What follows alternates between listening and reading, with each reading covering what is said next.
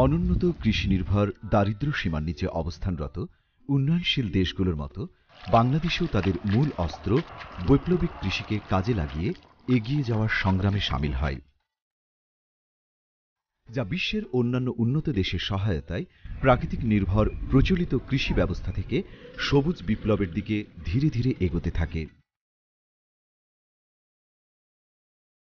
প্রান্তিক কৃষকেরা ৬০-এর দশকের গোড়ার দিকে আন্তর্জাতিক ধান গবেষণা ইনস্টিটিউট ইরি কর্তৃক উদ্ভাবনকৃত উচ্চ ফলনশীল ধানের জাতের দিকেও অতিমাত্রায় ঝুঁকে পড়ে, যা বর্তমানে এটি কৃষকের মাঝে পাকাপোক্তভাবে অবস্থান করে নেয়। শুরুর দিকে এই উচ্চ ফলনশীল ধানের জাত রোপণে জমিতে বাম্পার ফলনের দেখা মেলে, তাই কৃষকেরা কোনো বাদবিচার না করে এই সব উচ্চ ফলনশীল ধান আবাদ শুরু করে এবং অনেকগুলো বছর পার করে দেয়। কিন্তু একটা সময় কৃষকেরা লক্ষ্য করে যে এই সব উচ্চ ফলনশীল ধান রোপণ করতে প্রতিনিয়ত খরচের পরিমাণ বাড়তে থাকে। এক বছরের বীজ দিয়ে পরের বছর আবাদ করা যায় না। এই ক্ষেত্রে প্রতি বছরই কৃষককে অতিরিক্ত টাকা খরচ করে সংগ্রহ করতে হচ্ছে উচ্চ ফলনশীল জাতের বীজ। এই সকল বীজ দিয়ে জমি আবাদ করতে হলে জমিতে প্রয়োগ করতে হচ্ছে অতিরিক্ত সেচ, পরিবেশ ও প্রাণী জগৎ ধ্বংসের মূল ক্ষতিকারক পদার্থ কীটনাশক এবং মাটির চিরশত্রু রাসায়নিক সার। উচ্চ ফলনশীল ধানে উৎপাদন কাঙ্ক্ষিত মাত্রায় পাওয়ার জন্য ধানের বীজ, সেচ, সার ও কীটনাশকের অতিরিক্ত ব্যবহারে ফলন যথেষ্ট পরিমাণ বৃদ্ধি পেলেও জমির উর্বরতা ক্রমান্বয়ে হ্রাস পায়। অধিকন্তু এদের মূল্য লাফিয়ে লাফিয়ে বৃদ্ধি পেতে থাকে। সরকার অবশ্য প্রাথমিক অবস্থায় পর্যাপ্ত ভর্তুকি দিয়ে এই সকল উপকরণ প্রায় বিনামূল্যে প্রান্তিক কৃষকদের মাঝে সরবরাহ করে উচ্চ ফলনশীল জাতের দিকে আকৃষ্ট করার জন্য। কিন্তু পরবর্তীতে এই সমস্ত উপকরণের উপর ধীরে ধীরে ভর্তুকি কমাতে থাকে, ফলে উপকরণগুলোর দাম ক্রমেই বৃদ্ধি পেতে থাকে। বর্তমানে এইসব উপকরণ ক্রয় করা প্রান্তিক কৃষকদের নাগালের বাইরে চলে যায়। একদিকে এই সব উপকরণের মাত্রাতিরিক্ত ব্যবহার, অন্যদিকে পাওয়ার টিলারের ঘূর্ণায়মান নাঙলের আঘাতে মাটির উর্বরকারী কেঁচো, সাপ, ব্যাঙ, শামুক সহ অন্যান্য প্রাণীর ক্ষতিতে মাটির নিজস্ব গুণগত মান বৃদ্ধি না পেয়ে অনুর্বর ভূমিতে পরিণত হচ্ছে। কীটনাশক ব্যবহারে যেমন উপকারী অপকারী পোকামাকড় ধ্বংস হয়, তেমনি এই সব খাবার মানুষের কিডনি, লিভার, যকৃত ড্যামেজ সহ শরীরের অন্যান্য অংশে জটিল সব রোগ জীবাণু সংক্রমণ হচ্ছে। কোনো কোনো ক্ষেত্রে সরাসরি মানুষকে নিয়ে যাচ্ছে মৃত্যুর দিকে।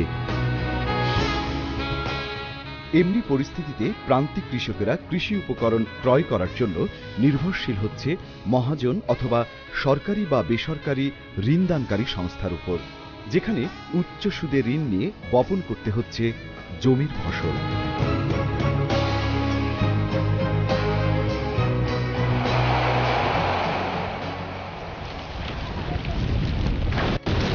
মরার ওপর খাড়ার ঘা হয়ে দেখা দিচ্ছে প্রাকৃতিক দুর্যোগ, যাতে ফসলহারি হয়ে নিঃস্ব হচ্ছে কৃষকরা। একদিকে ফসলহানি, পরিবারের অভাব অনটন, অন্যদিকে মহাজনের উচ্চ সুদে ঋণের টাকা, কৃষক দিশেহারা। অভাব অনটনে দিশেহারা কৃষকের চারিদিকে শুধুই অন্ধকার। হাজার বছরের স্বয়ংসম্পূর্ণ কৃষক পরনির্ভরশীল হচ্ছে বীজ, সার, কীটনাশক, সেচ ও আগাছা নাশকের জন্য। ফলে আধুনিক ব্যয়বহুল কৃষিতে জায়গা করে নিতে পারছে না প্রান্তিক চাষিরা। চাষিরা সুদের টাকা পরিশোধ করতে আজ তাদের সোনাফালা ধানের জমিটুকু লিখে দিচ্ছে মহাজনের নামে, নয়তোবা অন্যত্র বিক্রি করে পরিশোধ করছে সুদের টাকা। এতে কৃষিজমি হারিয়ে নিঃস্ব কৃষক অন্যের বাড়িতে দিনমজুরি করতে বাধ্য হচ্ছে। আবার কেউ কেউ পরিবার পরিজন নিয়ে পাড়ি জমাচ্ছে শহরে, যেখানে তাদের পরিচয় হচ্ছে বস্তিবাসী হিসেবে। কালের বিবর্তনে দেখা যাচ্ছে কৃষকদের ওই সব জমি মহাজনদের হাত ধরে চলে যাচ্ছে উচ্চবিত্তদের হাতে, যেখানে তারা তৈরি করছে মিল ফ্যাক্টরির মতো প্রতিষ্ঠান বা উঁচু দালান কোঠা।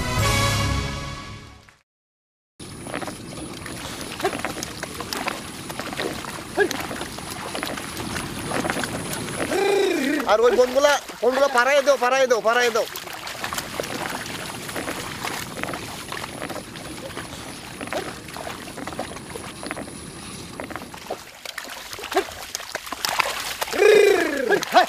আল্লাহ লগে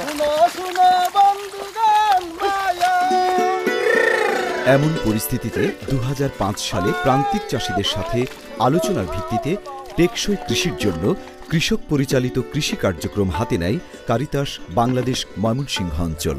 কারিতাস বাংলাদেশ জাতি ধর্ম বর্ণ নির্বিশেষে দরিদ্র মানুষের জন্য, অভাবী মানুষের জন্য, যারা বঞ্চিত তাদের জন্য কাজ করে আসছে। আর 2005 সন থেকে দাতা সংস্থা মিজরিয়রের আর্থিক সহায়তায় এই কৃষক পরিচালিত কৃষি প্রকল্পের কার্যক্রম বাস্তবায়ন করছে। বিশেষভাবে যারা বীজের জন্য, সারের জন্য, কীটনাশকের জন্য বিভিন্ন মাল্টিন্যাশনাল কোম্পানির উপর নির্ভরশীল, তাদেরকে নিয়ে কাজ করছেন, তাদেরকে উদ্বুদ্ধ করছেন, তাদেরকে অনুপ্রেরণা দিচ্ছেন যাতে কম খরচে কৃষকরা কাজ করতে পারে, চাষ করতে পারে। আবার ফিরিয়ে আনতে চায় প্রকৃতির সেই প্রচলিত কৃষি ব্যবস্থার বিকল্প পদ্ধতি, যেখানে রাসায়নিক বা কীটনাশক ব্যবহার না করে শুধুমাত্র পরিবেশ বান্ধব জৈব সার ব্যবহার করে দেশীয় জাতের বীজ থেকে উৎপাদিত হবে দেশীয় জাতের ফসল, এবং সমস্যায় পড়তে হয় না 1 বছরের বীজ দিয়ে পরের বছরের জমি রোপণেও। তৃণমূল পর্যায়ের প্রান্তিক চাষীদের জ্ঞান, অভিজ্ঞতা, উদ্ভাবনী ক্ষমতা এবং তাহাদের নিজস্ব সম্পদের উপর ভিত্তি করে কারিতাস কৃষক পরিচালিত কৃষি প্রকল্প হাতে নেয়। এই প্রকল্পের কার্যক্রম গ্রহণ, বাস্তবায়ন ও মূল্যায়নে কৃষকরা সরাসরি জড়িত।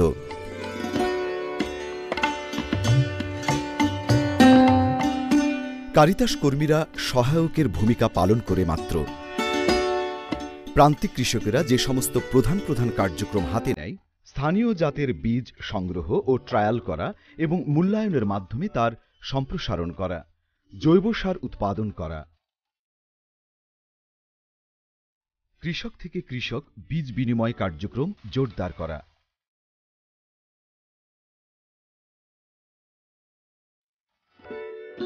রাসায়নিক সার, কীটনাশক, পাওয়ার টিলার, কোম্পানির বীজ ও আগাছা নাশকের উপর নির্ভরশীলতা ক্রমান্বয়ে হ্রাস করা, দেশে বিদেশে কৃষক থেকে কৃষক অভিজ্ঞতা বিনিময় সফরের আয়োজন করা, কৃষক পরিচালিত ব্রিডিংয়ের মাধ্যমে স্থানভিত্তিক ধানের জাত উদ্ভাবন করা, যা জৈব চাষে ভালো ফলন পাওয়া যায়। কৃষক নিজেই প্রশিক্ষক হিসেবে কাজ করছে।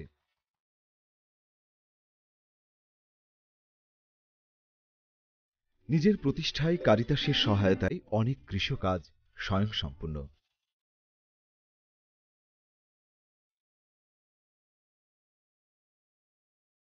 তারা প্রচলিত প্রথায় নিজেরা বীজ তৈরি করে ফসল আবাদ করছে, যেখানে একেবারেই রাসায়নিক সার বা কীটনাশক ব্যবহারের প্রয়োজন হচ্ছে না।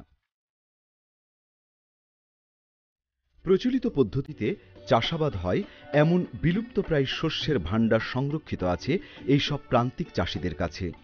এমনি প্রায় 160 জাতের ধানের বীজ সংগৃহীত আছে, যেগুলো দেশের অন্য কোথাও খুঁজে পাওয়া দুষ্কর।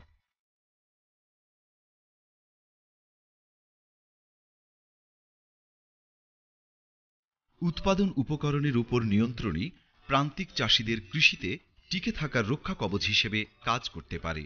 এই স্লোগানকে সামনে রেখে বৃহত্তর ময়মনসিংহের ধোবাউড়া, মধুপুর ও নালিতাবাড়ির অনেক কৃষকই এ লক্ষ্যে কাজ করে যাচ্ছে।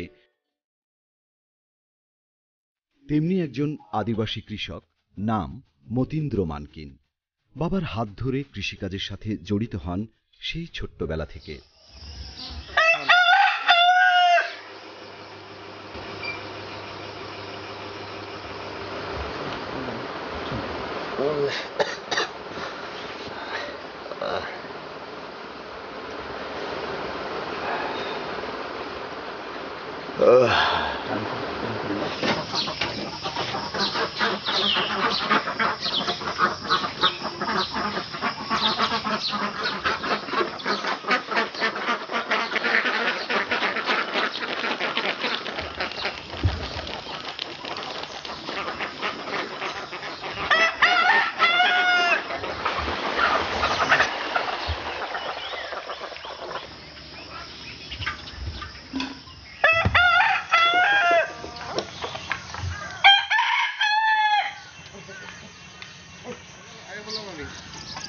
মতীন্দ্র মানকিন।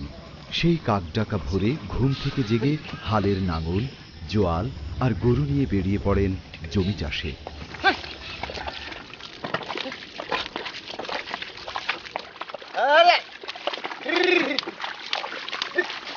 সকাল থেকে বেলা অবধি পর্যন্ত চলে জমিতে হাল চাষের কাজ।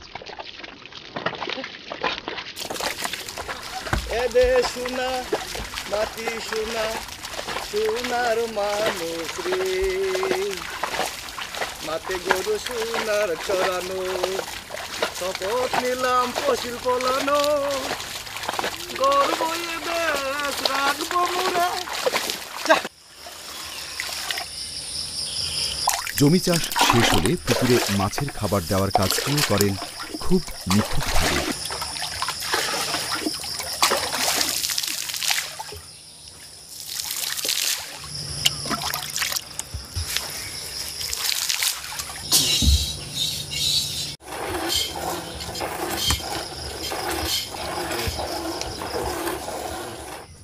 দুই ছেলে দুই মেয়ের জনক মতীন্দ্র মানকিন একসময় মানুষের বাড়িতে দিনমজুরি করে জীবিকা নির্বাহ করত। এতে সংসার চালাতেই হিমশিম খেত, কিন্তু আজ তার গোয়াল ভরা গরু, গোলা ভরা ধান আর পুকুরে মাছে পরিপূর্ণ। একজন জাত কৃষক মতীন্দ্র মানকিন শিক্ষার আলো থেকে বঞ্চিত হয়েও তার পরিবারকে একটি সচ্ছল পরিবার হিসেবে এগিয়ে নেওয়া সম্ভব হয়েছে শুধু তার বিকল্প পদ্ধতিতে চাষাবাদ করা।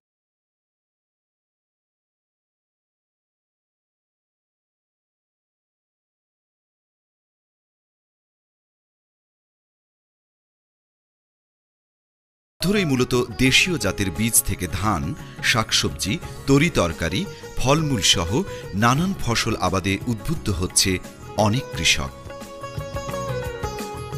তিনি উচ্চ ফলনশীল ধান চাষের কথা বলতে গিয়ে জানান, এর বীজ বাজার থেকে বেশি দামে ক্রয় করতে হয়। সার ও কীটনাশক প্রয়োগে খরচ বেড়ে যায় অনেক বেশি। এদিকে আবার সব কৃষকের পক্ষে ওই উপকরণ ক্রয়ের জন্য টাকা জোগাড় করা সম্ভব হয় না। অধিকন্ত উচ্চ ফলনশীল ধান আবাদে দেশীয় জাতের ধান প্রায় বিলুপ্তির পথে। তুমি আসো এদিকে।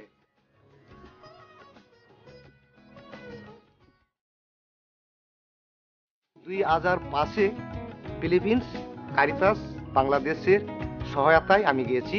আমি এই ব্রিডিং শিখে আসছি ফিলিপিন্স কৃষক থেকে কৃষক। এটা আমি এখন আপনার জন্য দেখাবো। এই পর্যন্ত আমরা আগায় আসতে হবে, কুলে নিতে হবে। তারপর এই যে এইগুলো পালতে হবে একবারে, দুইবারে কাটলে দাদরাও হবে। তারপর দুকাইতে হবে, এইভাবে এইভাবে দুকাবেন, দুকাইয়ে সুন্দর করে সেটা এইভাবে রাখবেন। এইভাবে আমরা ক্লিপ, এই ক্লিপটা নিয়ে আমরা এইভাবে আটকে রাখতে হবে। এই পেপার দিয়ে ঢেকে রাখার পর অন্য একটা ভালো জাতের ধান এনে পরাগায়নের জন্য হালকাভাবে স্পর্শ করাতে হবে, যাকে বলে শঙ্করায়ন। পরাগায়নের আগে দেখতে হবে ফুল, কোন ফুলটা আমাদের উপযুক্ত, সে ফুলটা আমরা এখানে পরাগায়ন করব।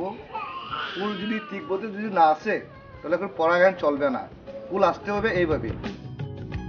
এটার নাম হলো পরাগায়ন। আমরা পরাগায়ন করব। দুটো জাতের ধানের শীষকে স্পর্শ করার পর আবার অন্য আরেকটা পেপার দিয়ে ভালোভাবে মুড়ে দিতে হবে, যা 22 থেকে 24 দিনে ধানে পূর্ণতা পেয়ে পরিপূর্ণ চালে রূপান্তরিত হবে। প্যাকেটটি আমরা ঢেকে রাখতে হবে।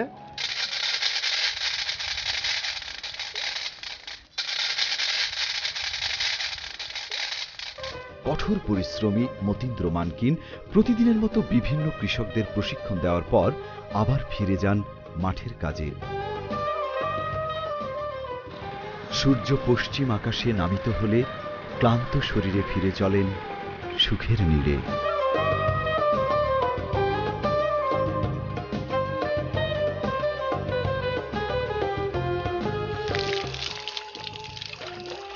সারাদিনের ক্লান্তিটা ধুয়ে ফেলেন গভীর জলের হিমেল পরশে।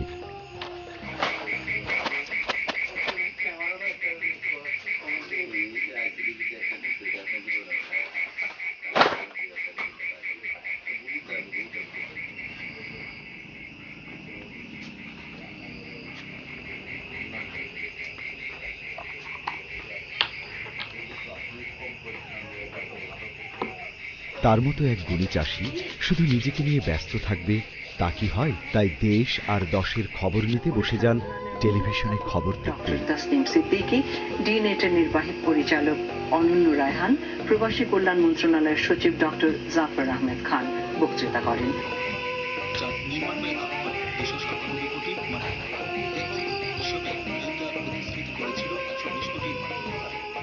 রাত প্রায় ৯টা।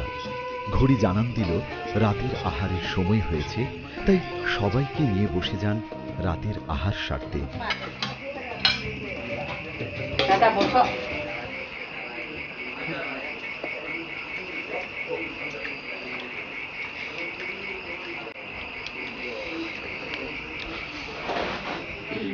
Kau dadah kau. Ni nak bom ni? Kau. Dadah kau. Kau.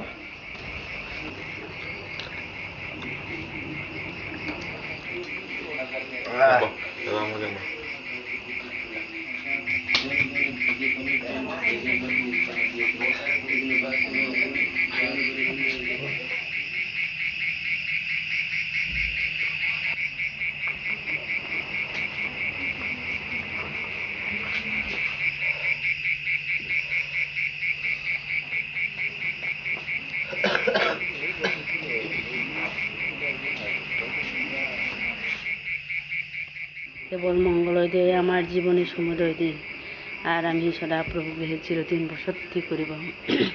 পাঠ সমাপ্ত।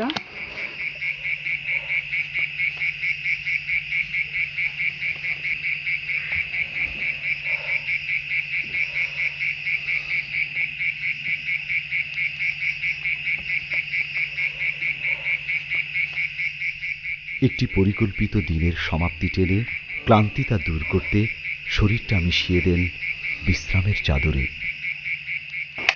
মা গাছ বাছাই করে আগে ক্ষেত থেকে আমরা দেখতে হবে ওই ধান। মতীন্দ্র মানকিনের কাছ থেকে ব্রিডিং শিখে সার কীটনাশক ব্যবহার ছাড়া স্থানভিত্তিক জৈব উপায়ে ভালো ফলন দেয় এমন 5টি ধানের জাত উদ্ভাবন করেছেন ধোবাউড়ার কৃষক হেমার্সন চিরান। ব্রিডিং করার মূল উদ্দেশ্য হলো আধুনিক চাষাবাদে আমরা রাসায়নিক সার কীটনাশক ব্যবহার করার লাগে আমরা যদি উচ্চ ফলনশীল ধান, তারপরে না হাইব্রিড ধান, এইগুলি যদি আমরা চাষাবাদ করি তাহলে আমাদের প্রান্তিক চাষিদের কি অনেক টাকা পয়সা খরচ লাগে।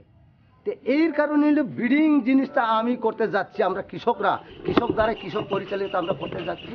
যেহেতু রাসায়নিক সার ছাড়া কীটনাশক ছাড়া আমরা চাষি প্রান্তিক চাষিরা যেন আমরা ফলাইতে পারি, এই কারণে আমাদের ব্রিডিংয়ের মূল উদ্দেশ্য।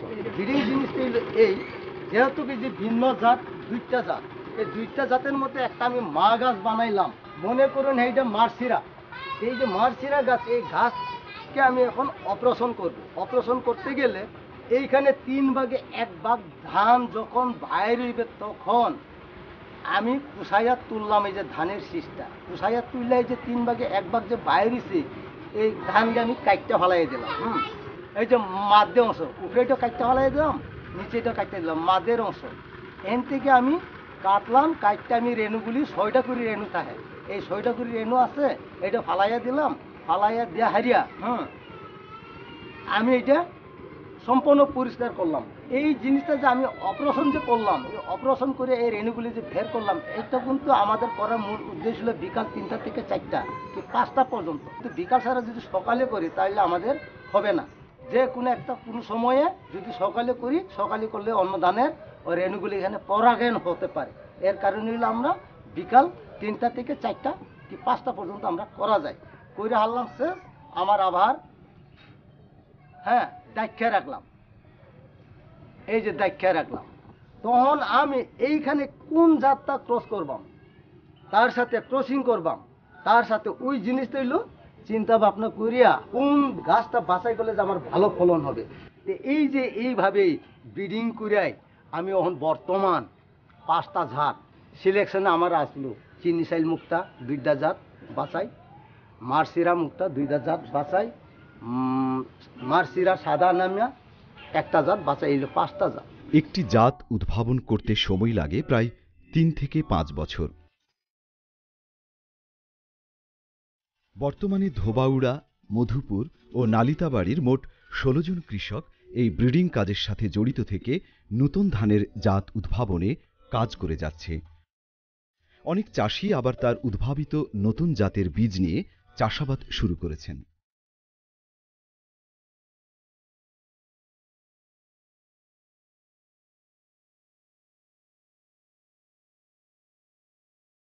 আমি এই গ্রামেরই একজন বাসিন্দা। আমি একজন শিক্ষক, আমি হাই স্কুলে চাকরি করি এবং এই গ্রামে এই ব্যাকআপ ফার্ম স্থাপিত হয়েছে 2008 সনে এবং এখানে একজন দক্ষ কৃষক আছেন, তার তত্ত্বাবধানে এখানে ধান গবেষণা হয় এবং বিগত 4.5 বছরের মধ্যে উনি 5 ধরনের ধান আবিষ্কার করেছেন, যেটা মানে রাসায়নিক বীজ ছাড়া, যেটা মানে জৈব সার দিয়ে যে মানে ওই ধান উৎপাদন করা যায়, সেই পদ্ধতিটা উনি মানে কৃষকদের জন্য শিখিয়ে দিচ্ছেন। এটা আমি খুব ভালো একটা দিক বলে মনে করি।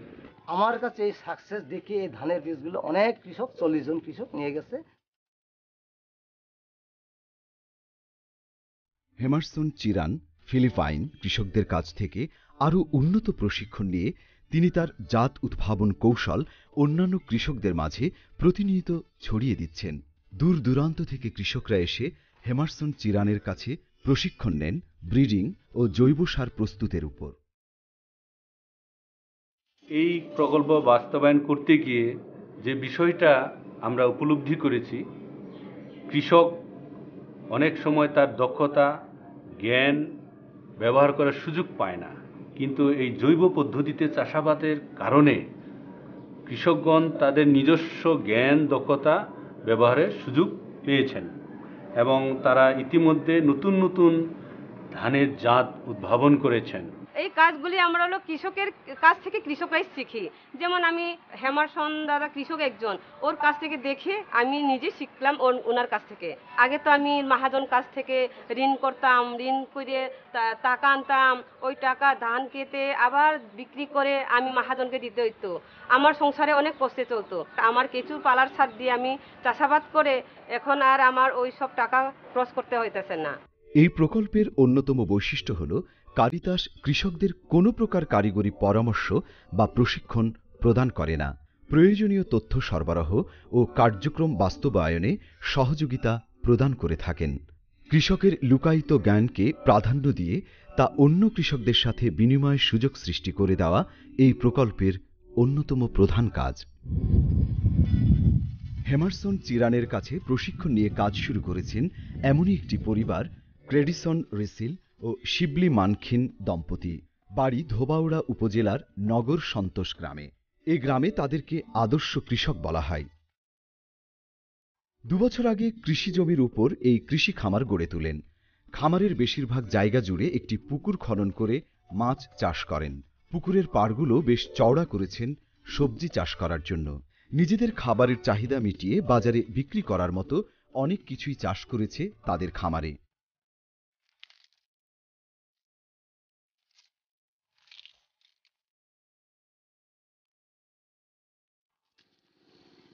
একপাশে আখ চাষ সহ খামারের চারপাশে পরিবেশ রক্ষার জন্য করেছেন বৃক্ষরোপণ। এই দম্পতির কৃষি খামারে ডাঁটা, কচু, হলুদ, মিষ্টি কুমড়া, চাল কুমড়া, শসা, ঝিঙ্গা, কাকরোল, বেগুন, পেঁপে সহ বিভিন্ন প্রকার সবজি চাষ করেন।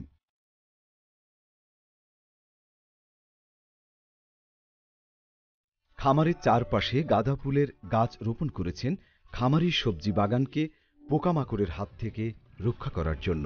এটা গাঁদা ফুল, এই ফুল লাগালে আপনাদের কীটপতঙ্গ বসবে না, পোকামাকড় বসবে না।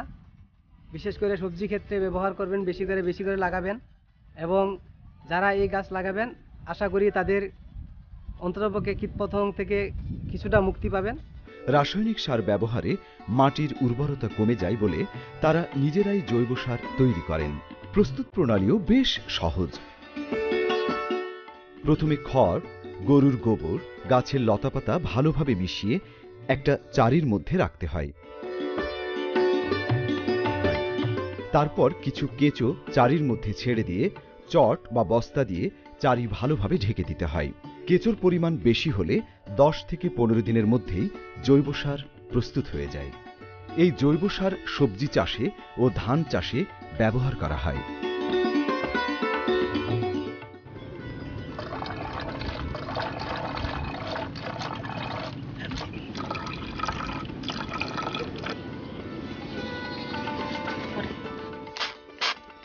প্রচলিত পদ্ধতিতে চাষাবাদ করলে পোকামাকড় খুব একটা আক্রমণ করে না, তবে প্রয়োজন হলে নিজেদের তৈরি নিম পাতা, নিম বীজ, মেহগনি পাতা ও মেহগনি বীজ দিয়ে কীটনাশক তৈরি করে প্রয়োগ করলে ভালো উপকার পাওয়া যায়।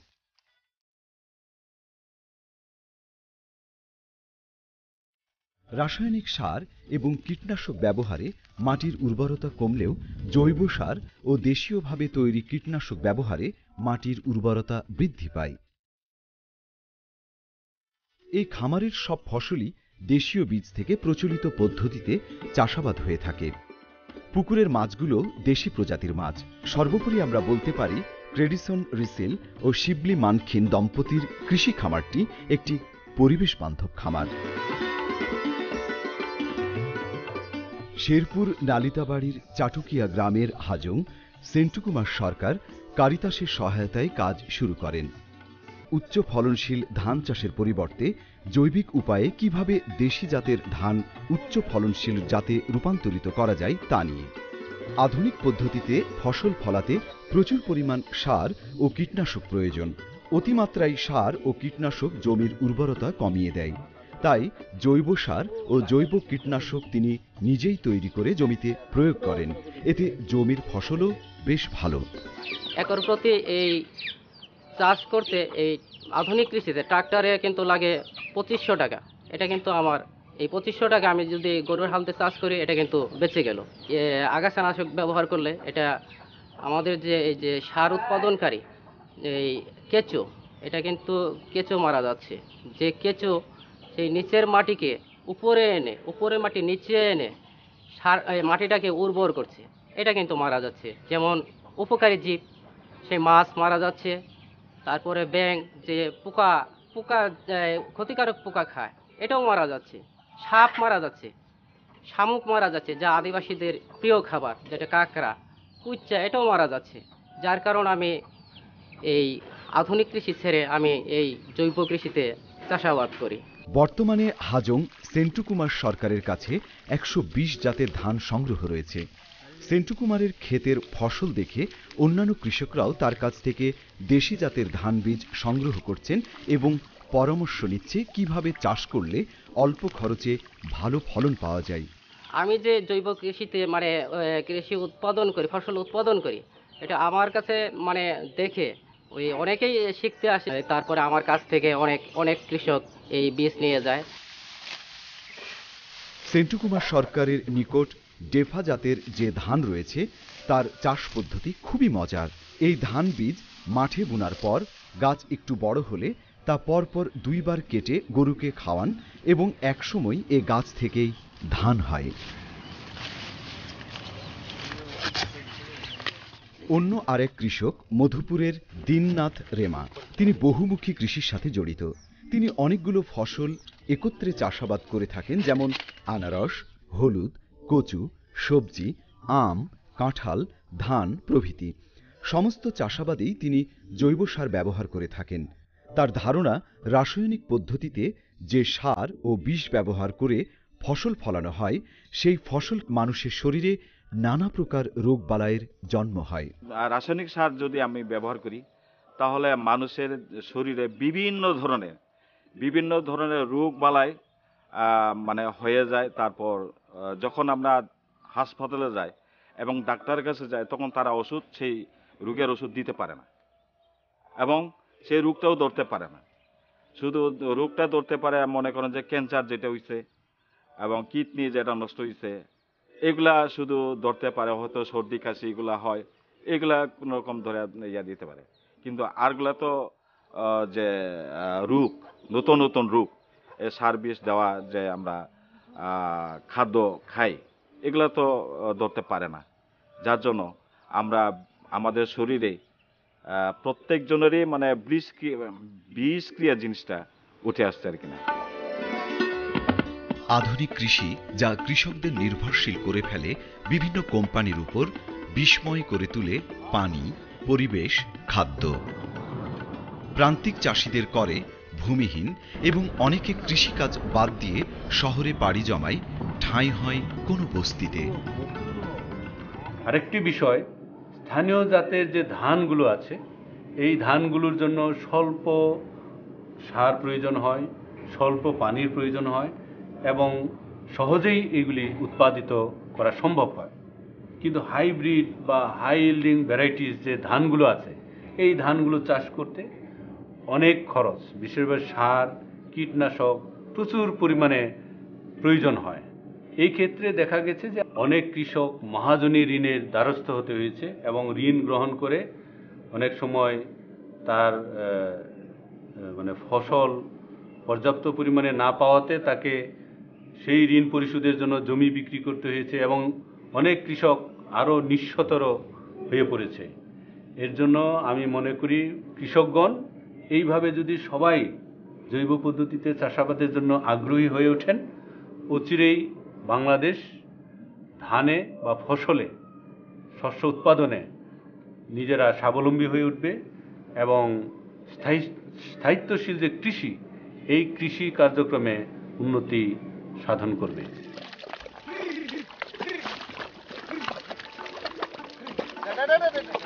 আধুনিক কৃষির এই ধ্বংসযজ্ঞের হাত থেকে রক্ষা পাওয়ার জন্য ধোবাউড়া, মধুপুর ও নালিতাবাড়ির কৃষকরা রচনা করে চলেছে এক নতুন কৃষি ব্যবস্থার বিকল্প পদ্ধতি, যেখানে কৃষকেরা বসবে কৃষির চালকের আসনে আর প্রতিষ্ঠা করবে তাদের অধিকার।